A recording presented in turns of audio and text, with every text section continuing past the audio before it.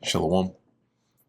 First and foremost, I want to give all praises, honor, and glory to Yahweh, Bahasham Yahweh Shai, Bahasham Recha Kodash. Double honors to the elders and the apostles of Great Millstone, and peace and blessings to the elect. And today we're going to go into the book of Jeremiah, the 10th chapter. And in this chapter, as you can see, it says a satire of idolatry. And basically goes into the idolatrous ways, right, of the heathens that Jake or Israel at the time were adopting. Okay, once again, as the Lord continues, on his, this is all still prior to him commencing the judgment, but calling out the faults of Israel while also giving them a last warning via the prophet Jeremiah. So this is Jeremiah 10:1. Hear ye the word which the Lord Yahweh speaketh unto you, O house of Israel. And keep in mind, as Jeremiah is saying this, he's prophesying, right? He's speaking onto Israel, but just as they do today, right? They did back then. They won't listen. Thus saith the Lord Yahweh, learn not the way of the heathen, and be not dismayed at the signs of heaven. Now, dismayed here meaning to be startled or afraid or troubled at the signs of heaven, because a part of the customs of the heathen was reading like the heavens, right, and basically taking auspices and using that to basically say, like, for example, the gods are angry, or we're not going to get rain this season, or those kinds of things. And so they would be dismayed, or they would be troubled or afraid based on the things that they saw. But the Lord was telling Israel through Jeremiah that doesn't necessarily apply to us, because the course of events that affect us are dictated by Yahweh, Bahasham Yahweh Shai. And so he would send prophets that would tell you the words of his mouth. All right. And that is what you should take heed to, versus being troubled or losing your mind over signs in the heavens. Because the stars and the moon and the sun, they do not determine what prophecy is, right? The Lord does. But in the minds of these heathens, it's the other way around. And that's why it says, for the heathen are dismayed at them. For the customs of the people are vain. For one cutteth a tree out of the forest, the work of the hands of the workmen with the axe. Now, in verses 3 to to about 5, Jeremiah is describing, right, the custom of idol making, right, and worshiping as they were doing back then. Okay, and oftentimes, we'll use Jeremiah 10 as a precept, for the pagan or even idolatrous ways that our people follow today. For example, one being like Christmas, right? And the only distinction here is that during Jeremiah's time, as he was describing, they would cut the tree and they would actually carve out an image from it, right? And then they would deck it, right, and actually like plate it with gold and silver, and then fasten it or keep it upright, or else it would fall down. Okay, so that's what he's describing here. But the reason we're able to still apply this till today in terms of things like Christmas is because when people when you follow, right, or celebrate things like Christmas, that is a form of idol worship, except you're not carving an idol out of the tree. The tree itself is likened onto the idol, and the plating of it is done not with real gold and silver, but with the little decorations that you put upon it. Okay, so Christmas is really just like a modern day version of what Jeremiah is describing here in the 10th chapter, right? That the customs that Israelites were following. But it's important to note this distinction, right? Because, there are people out there that will say, oh, well, but when you actually go to Jeremiah 10, he's really describing making idols. So you can't say that it's talking about Christmas and yada, yada, and these other pagan holidays. So you have to be able to, one, understand the context, but also know how to defend that point. and how it still applies anyway to this day, right? So it says here, verse 3, for the customs of the people are vain, for one cutteth a tree out of the forest. Now, based on how it's worded in the King James Version, it sounds like it's speaking of just a tree, in itself. But when it goes into the work of the hands of the workman with the axe, the workman cuts the tree, okay? But after cutting the tree, as it's written in different, like Isaiah and Hosea, after they cut the tree, they carve, all right? They carve out the actual image of the idol, okay?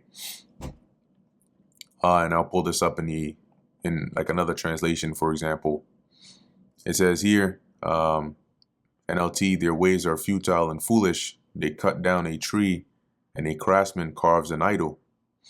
NIV, for the practices of the peoples are worthless. They cut a tree out of the forest, and a craftsman shapes it with his chisel. So yeah, let's keep on going. It says here, verse 4, they deck it with silver and with gold. They fasten it with nails and with hammers that it move not. Right? So the decking is like the plating of it, right? With that gold and that silver to make it look more, more valuable or more precious or whatnot. And then by fastening it with nails, right, and hammering it down so that it doesn't move or fall, right, it'll be stationary. As it leads into verse 5, they are upright as a palm tree, right, but speak not. So they're, by nailing it down, they're able to have it stand up straight like a tree. But obviously it doesn't speak. They must needs be born. The word born means carried, because they cannot go, because they can't walk or move, right?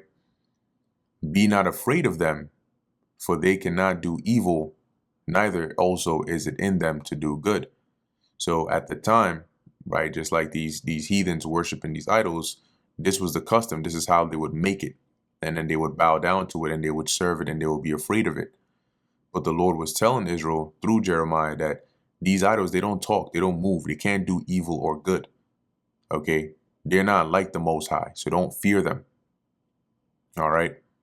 And, basically, as I just described, if you look at the process of modern day, like Christmas, for example, which goes back to the Babylonians and the Assyrians, right, which had influence around this time. So Jake had heard and seen and even partook of those customs, right? When you even go to the time of, I think it was it Ahaz, who actually met with the Assyrian king, I think in Syria, and ended up sending blueprints for how they should build a different designed altar, right? A pagan altar in I think it was either in the temple or in Jerusalem, right? By the time that he would get back there. So he did a lot of wickedness too. But the only difference here, right, is when you look at, like, for example, Christmas today, it's a custom, it's a heathenistic custom, right? Even the star that they put on the very top of it and the decorating of it, that goes back to pagan practices, in which they do cut a tree, right? Except today, the workman doesn't actually carve an idol out of it. That would be too blatant and too obvious. So they just keep the tree as is, right? As an upright tree. But in people, in you decorating it, putting the presents under it, and basically just setting it up in your house, that is idolizing it, right? Where the tree in itself is likened onto the idol in your house. Because that's how, in the ancient practice or in the custom, that's how they actually saw the tree, like an idol. Okay. It says here, and they deck it with silver and gold, right, as people do today, and they fasten it with nails and with hammers that it move not, or they'll put it inside of those artificial like foot holders or whatnot, where you just shove the tree in there. As it says, they are upright as the palm tree, but speak not. They must needs be born or carried, because they cannot go. Be not afraid of them, for they cannot do evil, neither is it in them to do good. So today people do this, but they don't really actually realize, at least a lot of them don't, they don't realize what it is that they're actually partaking in. All right, but it's just a variation of the same practice that Jeremiah was describing back then. Verse 6, for as much as there is none like unto thee, O Yahweh, thou art great, and thy name is great in might. So the context of the chapter is the comparison, as Jeremiah is trying to make it apparent that these idols are not like the Most High. You're trying to follow the customs of a foreign nation who worship wood and stone. Meanwhile, you have a living God, and there's no comparison. So open up your eyes, fix up your mind, and come and serve the God, the living God that is watching over you. That's why he says, for as much as there is none like unto thee, right? There's nobody matches you, right? The Most High, that is. Thou art great, and thy name is great in might. So even the name alone of the Lord is mighty and has power. Who would not fear thee, O King of nations? For to thee doth it appertain, meaning the title, right? That authority pertains or belongs to the Lord as King of nations, really the King of the universe. For as much as among all the wise men of the nations, and in all their kingdoms, there is none like unto thee. So there's no other God, there's no wisdom, there's no nation that has a God like the Most High. The Most High, no replica or anything close, any being can come close to the Most High anywhere else. There's only one, and he is in the midst of Israel. But they are altogether brutish and foolish. The stock is a doctrine of vanities. So the idols themselves and the worshipers and followers of them is a brutish and foolish concept. The stock, being like the wood of the tree, is a doctrine of vanities. The stock here is just short for the idols that are made from that material. And the doctrine of it is the worship, or the religion, or the belief of it is vanities, right? It's a vanities, meaning it amounts to nothing. The only difference that happens when you worship idols is that you now heap a target onto yourself. But in terms of how that changes the course of events in your life, it doesn't. You're just adding an extra action that you do, which is to bow down to wood. And then, you're just basically fooling yourself. But nothing is actually working, okay? Because it's all coming from the Lord, both on the right hand and the left hand. That's why he mentioned that it's vanity. Silver spread into plates is brought from Tarshish. And the spread is like when they beat the silver. I looked it up here, like the process. And it says here, beating silver into sheet, which is the plates, involves melting it into an ingot, then using a rolling mill to gradually flatten the metal. Between passes through the mill, the silver must be annealed, which is to heat it. By heating it up, it softens it. As it says, to soften it and relieve work hardening. This process of rolling and annealing continues until the desired thickness is achieved. So Jeremiah is saying here that form, right, that of silver that they use in decorating and plating these idols, they get from Tarshish, and gold from Uphaz, the work of the workman, right, which is the craftsman, and of the hands of the founder. And the founder, when you look that word up, is just somebody that's also skilled in one of the processes of this idol making. So let's look into that word founder, right? It says to smelt, right? Smelter, refiner, goldsmith. So those that labor in the actual production of that form of silver or gold that they would then use in this idol making.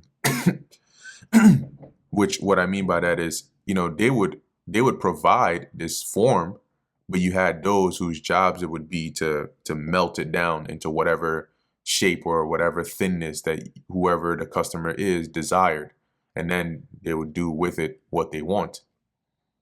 Blue and purple is their clothing, meaning the clothing of the idols, right? They would wrap it up, with, as it says, blue and purple, which is supposed to represent like royalty or some dignity or power, but they are all the work of cunning men, right? And cunning men meaning those skillful in this art or in this work. Verse 10, but the Lord Yahweh is the true God. He is the living God and an everlasting King. At his wrath the earth shall tremble, and the nations shall not be able to abide his indignation. See, so as we read up above where it mentioned that these idols cannot do good or evil, Jeremiah is making the contrast here and saying, but with the Lord, the living God, when he gets angry, do you feel that on the earth? Right? And when he unleashes his wrath, nobody will be able to abide or endure that indignation. Verse 11, thus shall ye say unto them, the gods that have not made, and this is what the words of the Lord, the gods that have not made the heavens and the earth. So these idols that you regard to be creators, which indeed haven't actually created anything. They didn't make the heavens. They didn't make the earth. Those same very idols, those pseudo gods, even they shall perish from the earth, meaning they're going to be destroyed. They're not going to last. And from under these heavens. So under the very same heavens that you think your wood and stone had the power to create, they're going to be destroyed from under those very same heavens. And then you come and tell me if they had the power to actually create it or not. He hath made the earth by his power. He hath established the world by his wisdom. He hath stretched out the heavens by his discretion. Okay, so this being the Most High, right? The creation of the earth and life came from the Lord. It was by his power that it was all orchestrated and set up. When you read in the book of Genesis, it says that the powers, right? The angels, Yahushua and angels, which were physically doing the creation, after each day or after each thing was done, each portion, they would say that it was good. And what they meant by it was good was that it was good when good is according to a standard. When you go to school and you're taking an exam, there's a standard, right? 65 is passing, 80 is a B, or 90 is an A, and 95 and over is an A plus. Those are standards by which your grade is measured. So when you say like you got a bad grade, that bad is dictated by that standard that's set. That good grade is dictated by the standard of an 80 or a 90 or a 95. So when they said it was good, it had to be by some standard, and that standard was the wisdom or the blueprint of the Most High. That's why I mentioned that he established the world by his wisdom. So all the creation was still according to the wisdom of the Lord, and the creators, right, the Yahushua and the angels, which did the physical creation or the building, followed the wisdom of the Lord to establish the world that we see now, and hath stretched out the heavens by his discretion, also going into his wisdom. Okay, so in other words, all creation came of the Lord, right? His understanding, his intelligence. Because, I mean, nobody here can explain to you how space is created. Verse 13, when he uttereth his voice, there is a multitude of waters in the heavens, and he causeth the vapors to ascend from the ends of the earth. And this is describing the Lord's control over the course of nature, right? The elements, the rain, the thunderings, right? And this is referring to like symbolizing like thunderings of the Lord in the rain, right? That's why it mentions there is a multitude of waters in the heavens. In the NLT, it says here, when he speaks in the thunder, the heavens roar with rain, and he causeth the clouds to rise over the earth. Now, actually, when it says that, and he causeth the vapors to ascend from the ends of the earth, today that's known as evaporation, part of the water cycle, where you would have, basically heat, right, causes evaporation, where you have the liquid that is transformed into a gas state, and that then goes up into the heavens and then forms, it culminates eventually into those, clouds.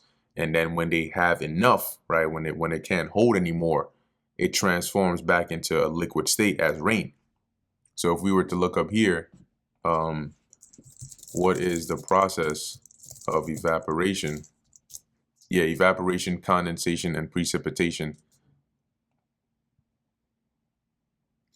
So it says here, evaporation, condensation, and precipitation are three key stages in the water cycle. Evaporation is when liquid water turns into gas. So you can see this diagram here, right? So, the earth, anything like liquid, when it gets really hot, that causes the liquid to transform into gas. Okay. And when it transforms into gas, it goes up into the heavens, which leads into the next cycle, right? As it says, evaporation is when liquid water turns into gas, water vapor, due to heat, often from the sun. Condensation is the reverse, where water vapor cools and turns back into liquid water droplets, forming clouds. Precipitation occurs when these water droplets become too heavy and fall to earth as rain, snow, sleet, or hail. Okay, so going back to Jeremiah 10 and 13, when it mentions he causeth the vapors to ascend, that's the process of evaporation from the ends of the earth. He maketh lightnings with rain. So when there's lightning, when there's rain, and all of those things, the Most High is the one orchestrating or controlling it. And Jeremiah is saying this to highlight the power and the of the living God that we serve in comparison to these idols that are just literally wood and stone. And bringeth forth the wind out of his treasures. And so when the Lord causes it to be windy, or there's a storm and all that, the Lord is in control of that. And in fact, you'll see this use of this terminology of like his treasures in a few places, namely also in the book of Esdras. Second Esdras, I believe, the 6th chapter.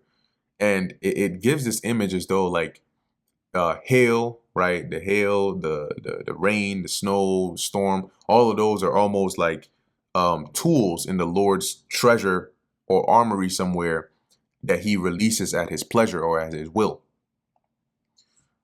Just for like a visual. So if we look into the definition of the word treasures here,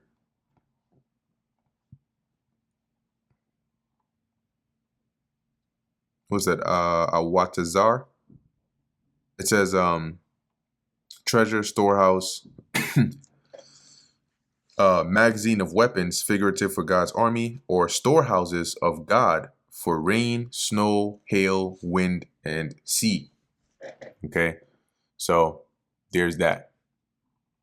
So back in Jeremiah 10, verse 13, or really going on to 14, every man is brutish in his knowledge, meaning brutish is like senseless, right? In his knowledge, every founder is confounded in the graven image, and the founder being those that, once again, they play a role in the process of this idol making, right? We read about them a couple of verses above. So those who are in making this, right, the knowledge of them is brutish in the sight of the Lord. As the scriptures tell you, the wisdom of this world is foolishness with the Most High.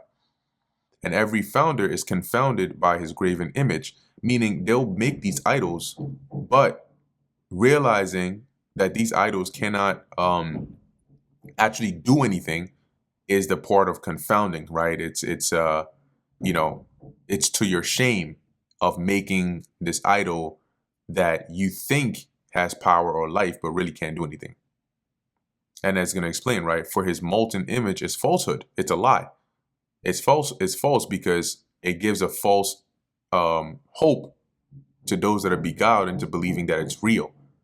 So you actually live your life, and your actions are affected by something that's not real, but you think it's real. So you pray to it, you make offerings onto it, you work, you do all of these things centered around falsehood. And there is no breath in them, so they're not alive. They are vanity, the work of errors. So the creation and the worship of them are the work of errors, the work of people who are erring, people who don't know better, people who are going in the ways of error. In the time of their visitation, they shall perish. So when the Lord visits them, which is likened unto him trying them or bringing judgment or destruction, those idols perish along with the people. Their idols don't save them. If there's a fire, that wood is going to burn. However, right, the portion of Jacob is not like them. And the portion of Jacob is the Most High. He is not like these idols. For he is the former of all things. See, so unlike these idols that are made, created by man and are not alive, the Most High, which is unlike them, is the creator. He forms all things. And Israel is the rod or the portion of his inheritance. The Lord Yahweh of hosts is his name. And when you go into the word rod, just to make sense of it, a part of the definition is like an actual rod, like a tree or, a stick or a branch. But when you look into the lexicon for the actual, use in this, in Jeremiah 10, where is it? Here it is. It's this use case here, 5. A measuring rod, a meeting, a portion measured off, right? So when you see this word used in Psalm 74:2 or in Jeremiah 10:16, that's the use case of it, right? Something measured, a portion measured off. So when you read in Jeremiah 10, when it says the rod of his inheritance, it means the portion of the Lord's inheritance, which is Israel. Gather up thy wares out of the land, O inhabitant of the fortress. So basically, start packing up, O inhabitants of the fortress being Israel or Jerusalem. Why? Because you're about to get kicked out. For thus saith the Lord Yahweh, behold, I will sling out the inhabitants of the land at this once. So you know how like David had a sling and you shot those stones from it. That's how the Lord is saying, I'm going to remove you from this land. Like I'm slinging you out of here and will distress them. So he will bring distress upon you that they may find it so that you can, meaning you're going to experience, right? You're going to, by finding it, meaning you're going to actually come to that realization and experience that calamity that the Lord has determined against you. Woe is me for my hurt. My wound is grievous. But I said, truly, this is a grief and I must bear it. And in these verses here, it's, it's almost like the perspective of Israel, right? Or the nation. So it's almost like Jeremiah grieving in the perspective of the nation, as it says, woe is me for my hurt, right? For the judgment that the Lord would bring, for my wound is grievous, right? That the suffering of the calamity that Israel went through when the Babylonians came was a grievous one, right? But I said, truly, this is a grief and I must bear it, because eventually they would realize, like when you read in the book of Lamentations or in the book of, I think it's in Baruch, they mention, right? Israel mentions how they acknowledge their sins and how by their disobedience, the Lord brought this upon them. That's why it mentions, I must bear it. My tabernacle is spoiled. And a tabernacle in a physical sense is like a tent, which looks something like this. Ancient tabernacle. So here's an image. Trying to see if I can find a better one. Let's do tabernacle / tent. I want to find a good one. Okay, this is not bad. So something like this. And you'll see here it's set up, but you need the peg, right? The peg, the nail, right? And then you need the cords to hold and then the wood and so on and so forth to actually set up the structure of it. And I'm showing that visual because it's going to make more sense. So when it says my tabernacle is spoiled, right? My habitation is destroyed and all my cords are broken. And those cords are needed to basically support and hold up the tabernacle, right? My children are gone forth of me. So this is like the perspective of Israel or Jerusalem. And the children being gone forth are the inhabitants of the land being sent away captive. And they are not, right? So they are no more. There is none to stretch forth my tent anymore and to set up my curtains. And the stretching forth of the tent would be to actually set it up to maintain it, right? So in other words, the land has been broken down, the people have been taken out, and there's nobody really left to build it back up.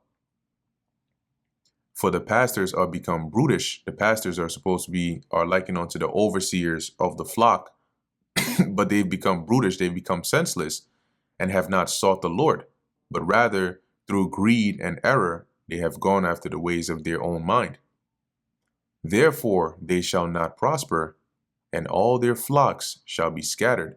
So all those that listened and took heed to these false leaders, these lying prophets and rulers, which were likened unto the pastors or the shepherds, that would make the people that followed them likened unto their flock. And by by them leading them astray, when this judgment came, the flock would be likened on, or the people would be likened onto a flock or sheep scattered, right, without guidance and without protection. And that's why in I forgot what chapter in Jeremiah we read, but it mentions that they would seek peace and they would find trouble. Behold, the noise of the brute is come. The word brute here actually goes into like a report or a message or news. It says here, right, news, report, rumor. And this is referring to at the time when they would hear or when word would spread that the Babylonians were making their way down into the territory of Judah. So it says here, the noise of the brute has come, and a great commotion out of the north country to make the cities of Judah desolate and a den of dragons, right? So it would become broken down and eventually become a habitation where, creatures that dwell in places with like where few people are, right? That's the dragons here, right? Like the wild animals that move into these different areas. So, for example, if you ever watch a movie where, they'll show you like present day, they'll show you some disaster hitting, and then they'll show you like a time skip, maybe a year or two later. And then you'll see places like Manhattan or places that were cities are now, abandoned. They're broken down. You have trees and vines growing through, and then you'll have those kind of animals that are in there, right? Whether it's like a wildcat, or like a lizard or some jackal or something like that. So that's what it means by the den of dragons, those kind of creatures that come and dwell in places when, it's desolate or destitute of men. Oh, Yahweh, I know that the way of man is not in himself. It is not in man that walketh to direct his steps. So what you do, how you think, and the path you take is not really determined by you. As that's why Jeremiah mentions it's not in you to, you that are moving are not the one necessarily directing your steps. The Lord is ultimately in control. O Lord Yahweh, correct me, but with judgment, not in thine anger. And that judgment meaning measured in a calculated correction, but not in your anger, so you don't go overboard, lest thou bring me to nothing. Because if the Lord was to judge us or judge anybody in the fullness of his wrath, well, that's Obadiah 1, right? And that's what the Lord is going to do to Esau. That's why he's not going to exist anymore. Or the nation of the Edomites will be done away with after they serve their captivity, because the Lord is going to judge them in his anger.